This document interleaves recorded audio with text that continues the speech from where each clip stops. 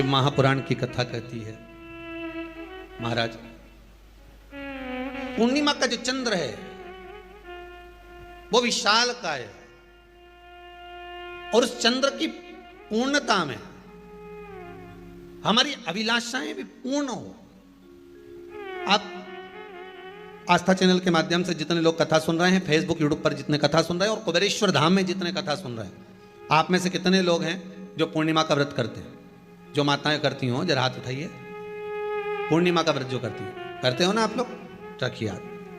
अब पूर्णिमा के व्रत में आपने कई बार किताब पढ़ी होगी पूर्णिमा की, या आपने व्रत किया होगा, या पूर्णिमा का व्रत आप धारण करे होगे, तो उसमें पूजन कौन से भगवान की होती है? पूर्णिमा के व्रत में किस भगवान की पूजन होती है? तो कहा पूर्णिमा के व्रत में केले के खंभ लगाकर पूर्णिमा का जो अध्यापन होता है, पूर्णिमा की जो पूजन होती है, उस पूजन में शंकर और पार्वती की पूजन की जाती है,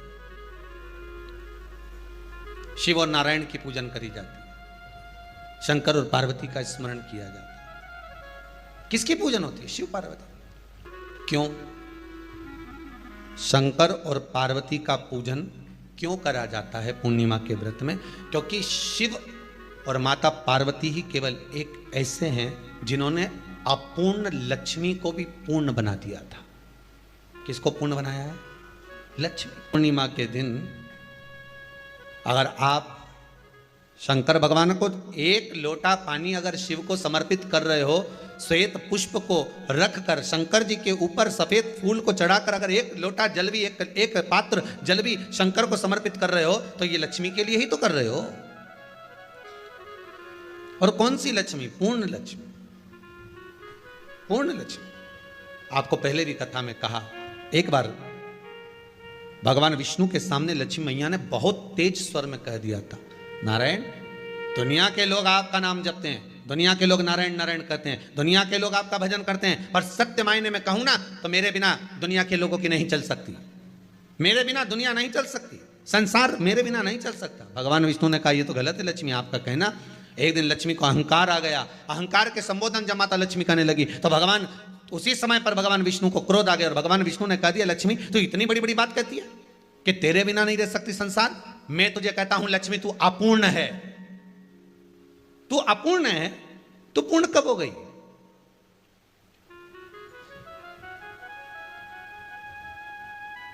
तेरी पूर्णता कहां हो गई? लक्ष्मी की आंख से आंसू बहने लगे। आज आपने मुझे अपूर्ण कहा है, आपको मालूम है आप मुझे अपूर्ण कह रहे हो? आपको यह ज्ञात हो रहा है आप मुझे अपूर्ण कह रहे हो?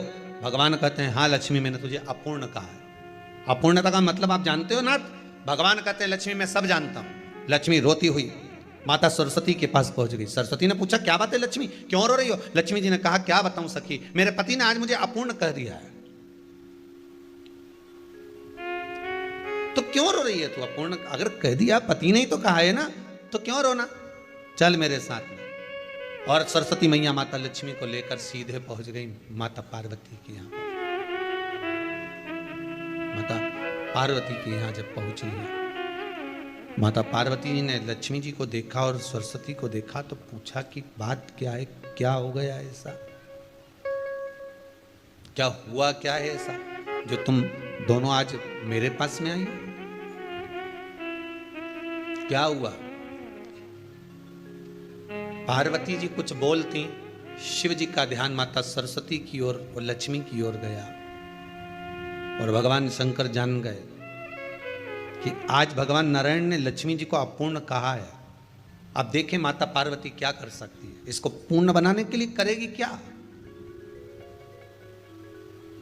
क्या हुआ? माता सरस्वती जी बोली, लक्ष्मी को अपूर्ण कह दिया। अपूर्ण कह दिया? हाँ, तो क्या सोचना उसके लिए, इसको मैं अभी पूर्ण बना देती हूं। माता जगत जननी पार्वती ने गोदी में विराजमान गणेश जी को उठाया और उठाकर लक्ष्मी जी की गोद में दे दिया। ले लक्ष्मी, आज से तू पूर्ण हो गई। लक्ष्मी आज से तू पूर्ण है। गोदी में जब तक संतान नहीं है तो नारी को लोग अपूर्ण समझते हैं, पर माता पार्वती जी ने संपूर्ण ब्रह्मांड में एक सिद्धता प्रदान कर दी कि अपने गोदी के लाल को, अपने गोदी के पुत्र को माता ने लक्ष्मी की गोद में देखकर लक्ष्मी को पूर्ण बना दिया। वो दिन कौन सा था? पूर्णिमा का दिन, लक्ष्मी को पूर्ण करने का दिन,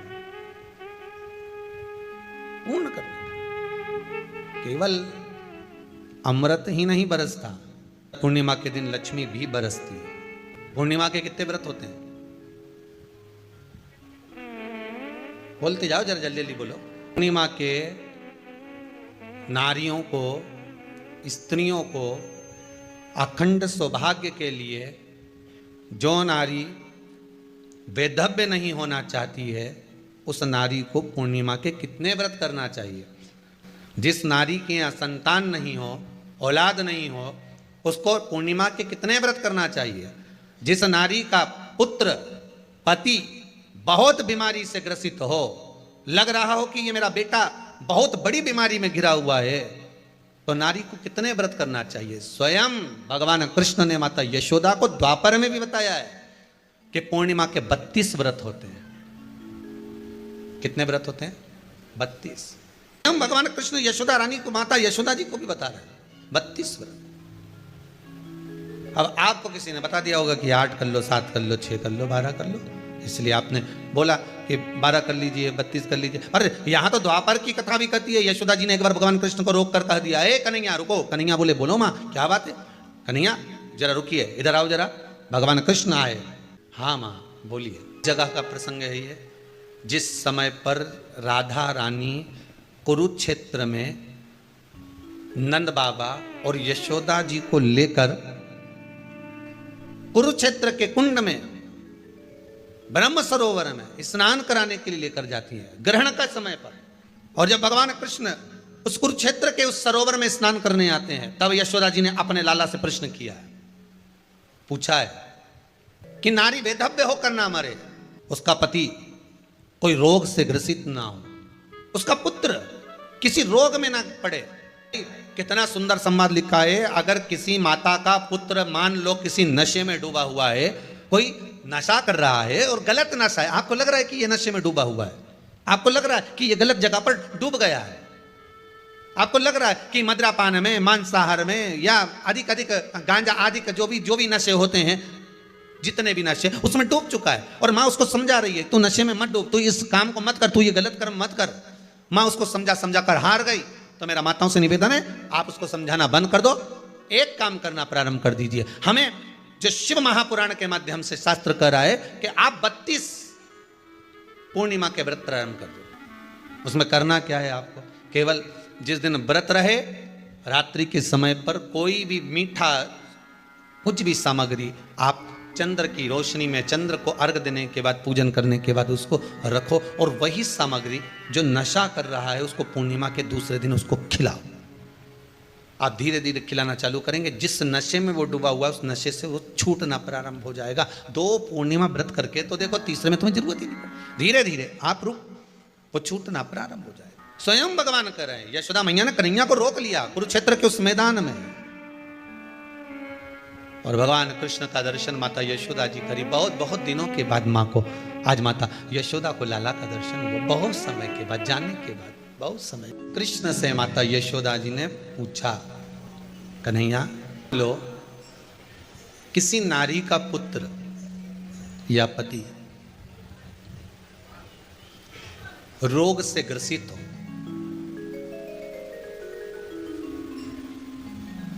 उसके पति की या पुत्र की आयु थोड़ी सी हो, तो हे कृष्ण, उस नारी को कौन सा व्रत धारण करना चाहिए या किसकी पूजन करना चाहिए?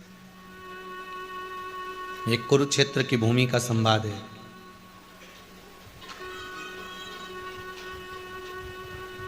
भगवान कह रहे हैं, मां, अगर नारी अपने पुत्र और अपने पति के लिए, उसकी उम्र की वृद्धि के लिए, रोग मुक्ति के लिए, विश्व के ताप को कम करने वाले चंद्रदेव की आराधना पूर्णिमा के व्रत को धारण करती है, तो नारी उस व्रत के प्रभाव से अपने पुत्र और पति की बीमारी को, रोग को हर लेती है।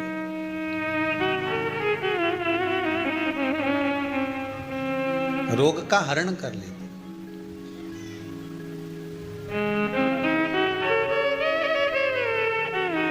महाराज,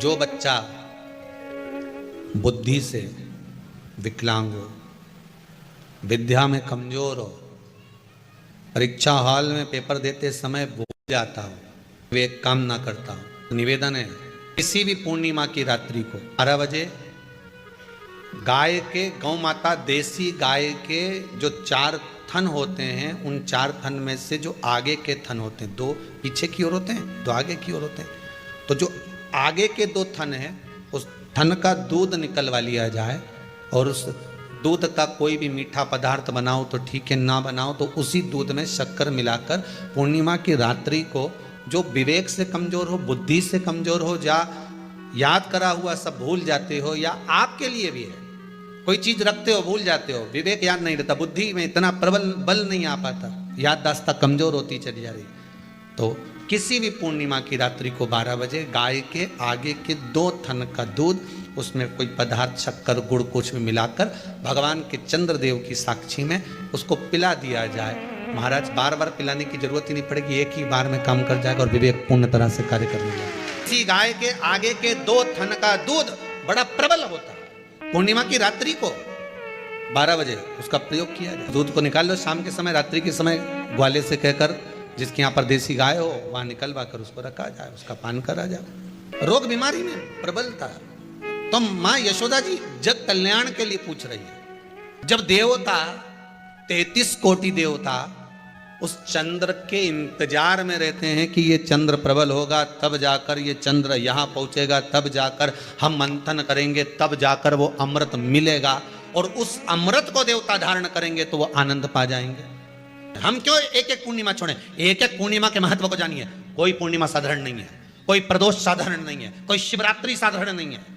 12 महीने शिवरात्रि पड़ती है, 12 महीने में प्रदोष पड़ते हैं, उसका महत्व ही नहीं जान पाते। कौन से प्रदोष पर क्या करना है, कौन सी पूर्णिमा को क्या धारण करना है, कौन सी शिवरात्रि पर। कई लोगों को तो यहां तक नहीं मालूम था कि भाई श्रावण के महीने में भी शिवरात्रि आती है। वो तो बस लोगों के कि शिवरात्रि का पूजन हुआ, तो उसका स्मरण क्यों छोड़े हम? अगर ये वेद और शास्त्र ब्राह्मणों को दिए गए हैं, ये वेद और शास्त्र विद्वज्जन को दिए गए हैं, तो इसका स्मरण होना चाहिए कि हम निकाल कर जनमानस तक ये चीज पहुंचाएं कि हमें इस दिन ये पूजन करना है, उसका स्मरण होना चाहिए। भगवान कृष्ण से यशोदा जी ने पूछा तो भगवान कृष्ण ने कहा, मां, पूर्णिमा का व्रत अगर नारी 32 पूर्णिमा धारण कर लेती है तो वो नारी बेधव्य होकर नहीं जाती। पर आप लोग व्रत जो करते हो ना, जो भी व्रत आप लोग उठाते हो, सोमवार का व्रत जैसे किसी माता जी ने उठा लिया और वो उठाने के बाद, हम तो शादी नहीं हुई थी ना जब भी सोमवार व्रत करते थे, अब शादी हो गई अभी भी हम सोमवार का व्रत कर रहे हैं, करे जा रहे हैं, और उसका कोई उद्यापन नहीं करा, कोई संकल्प नहीं लिया गया कि मैं 5 करूंगी कि 16 करूंगी कि 25 करूंगी कि 31 करूंगी कि 21 करूंगी। इसलिए पूर्णिमा व्रत का विधान में कहा गया कि 32 पूर्णिमा का पहला संकल्प होना चाहिए। उसके बाद आपकी 32 पूरी हो जाए, फिर आप दूसरे और व्रत कर लो, फिर 32 कर लो, फिर 32 कर लो, पर उसमें पूर्णता का भाव। अभी तक किसी के सोमवार और गुरुवार और शुक्रवार के व्रत ही पूर्ण नहीं हुआ, अभी तक चल रहा है, अभी तक चल रहा है। हम तो सोमवार का व्रत करते हैं, हम तो शनिवार करते हैं, अब शनिवार करते करते 4 साल हो गए, 6 साल हो गए, 5 साल हो गए। भगवान को तो थोड़ा बहुत कुछ खिला पिला के उनको एक बार तो विश्राम दे। भगवान भी मन में सोच रहे अब तो निपटेगी तभी छोड़ेगी। कोई भी व्रत आप करो, उस व्रत का एक संकल्प, एक नियम कि मैं इतने व्रत करूंगी, ये मेरा नियम। जैसे नवरात्रि के 9 दिन मैंने करे, व्रत धारण करे, 10वें दिन उसको छोड़ दिया।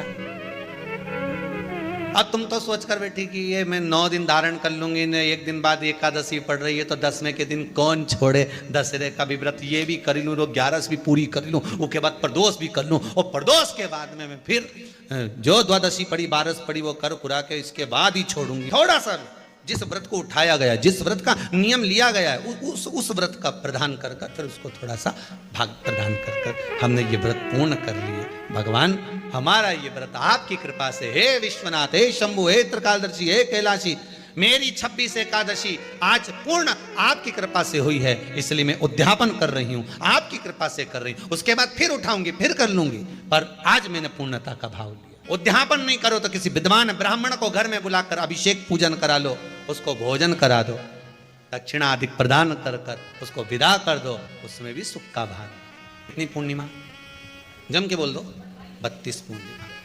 कौन कर रहे हैं? भगवान कृष्ण। किसको कर रहे हैं? माता यशोदा को। किसने ये व्रत धारण किया? तुम्हें कुछ मालूम है किसका होता है ये व्रत? भगवान कृष्ण ने कहा ये शंकर और पार्वती का व्रत है। किसका व्रत है? शिव और पार्वती का। पूर्णिमा का व्रत शंकर और पार्वती का व्रत है। तो कोई कहे कि ये तो भगवान कृष्ण का व्रत है, तो ये तो कृष्ण भगवान तो द्वापर में आए हैं, पर पूर्णिमा का व्रत तो स्वयं माता पार्वती जी ने भी धारण करा है। जिस समय पर कार्तिकेय महाराज को गंगा मैया प्रकट कर रही थी और तारकासुर का जब संहार करना था, तब माता पार्वती ने शंकर जी से पूछा था कि तारकासुर को मारने के लिए आपके पुत्र की जरूरत है, आपका पुत्र प्रकट कैसे होगा, क्योंकि आप तब साधना में लगे रहते हो। भगवान कहते हैं चिंता मत कर, तू एक काम कर, पूर्णिमा व्रत को धारण कर। मां पार्वती भी जिस व्रत को धारण करी है, तो कोई ये द्वापर का व्रत है क्या? यहां तो शास्त्र कह रहा है कि कोई भी अगर आप प्रसंग धारण कर रहे हो, कोई भी आप नियम धारण कर रहे हो, कोई भी आप व्रत धारण कर रहे हो, या आप किसी भी तरह का पुण्य भाग धारण कर रहे हो, तो उसमें जड़ की मूलता होना चाहिए। जड़ कहां? केवल पूर्णिमा का व्रत कोई केवल द्वापर का नहीं है, केवल त्रेता का नहीं, ये तो सतयुग के भी आगे का निकल चल, ना जाने कितने सतयुग, कितने त्रेता, कितने द्वापर हुए, तब से चला। इन नयनों में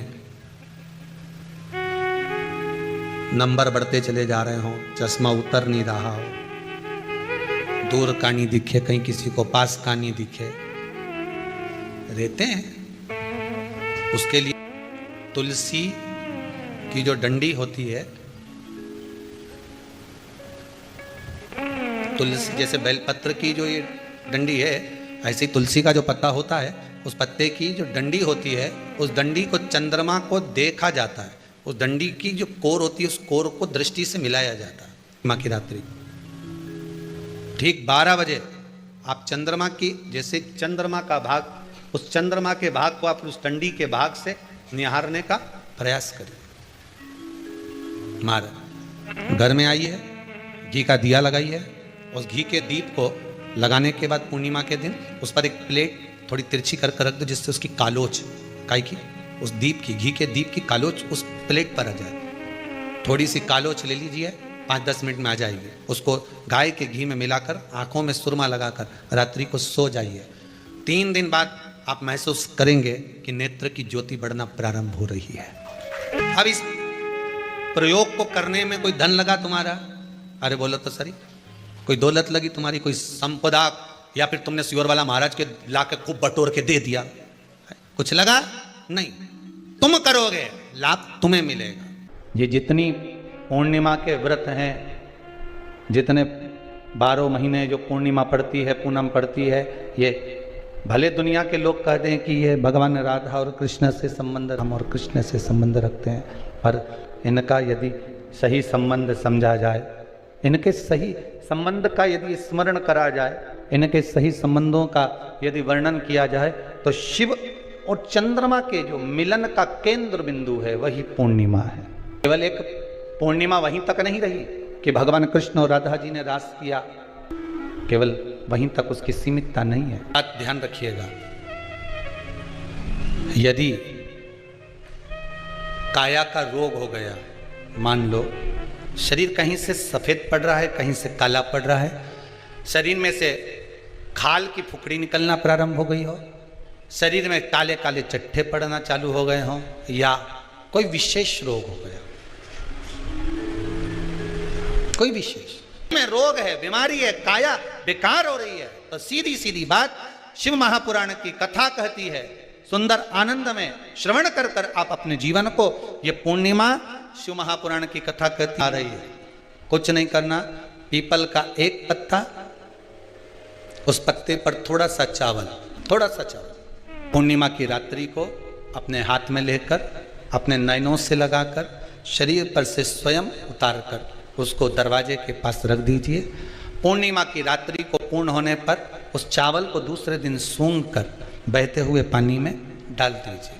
महाराज, कितने भी रोग से ग्रसित हो गए, पीपल का एक पत्ता 52,000 ब्राह्मण की साक्षी कराता है। महाराज बहुत ध्यान देना, पीपल के वृक्ष में स्वयं नारायण का, मेरे कृष्ण का वास है। स्वयं भगवान गीता के अंतर्गत कहते हैं कि मैं पीपल का वृक्ष हूं,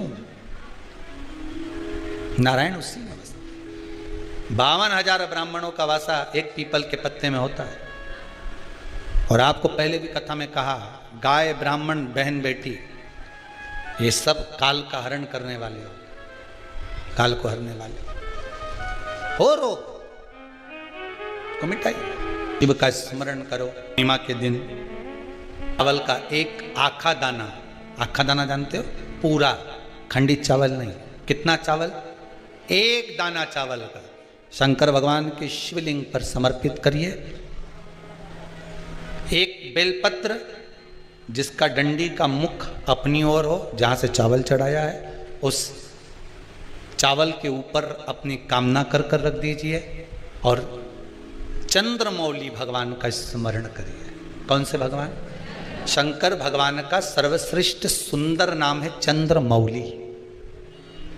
चंद्रमौली भगवान का स्मरण करिए, अपनी कामना कर कर बेलपत्र समर्पित कर कर शिव जी पर एक लोटा पानी, एक जल पात्र समर्पित करो, कलश से जल चढ़ा दीजिए, नैनों में वो जल लगाकर अपनी कामना कर कर वापिस घर को आइए। आएगी जो कामना करी है मेरा चंद्रमौली भोलेनाथ उसे पूर्ण कर ही देगा। शिव उपासना के लिए जितनी 12 महीने में पूर्णिमा पड़ती है, एक एक पूर्णिमा का व्याख्यान वर्णन करेंगे। आज तो कथा का महत्तम दिवस है, पहला दिवस है, तो हम उसको महत्व समझें कि पूर्णिमा का महत्व क्या है, हम उसका महत्व समझें कि शंकर और चंद्र का रिश्ता क्या है, संबंध क्या है। भगवान ने जितनी पूर्णिमा बनाई है, जितने नक्षत्र बनाए, जितनी घड़ी बनाई, जितना पल बनाया, जितना समय बनाया, ये शंकर भगवान ने जो बनाया ये गलत नहीं बनाया, श्रेष्ठता के लिए बनाया, जग के उद्धार के लिए, संसार के उद्धार के लिए बनाया। अब उसका प्रयोग आप करें ना करें ये आपके ऊपर है, आप उसका प्रयोग कर रहे हैं ना कर रहे हैं ये आपके ऊपर। पर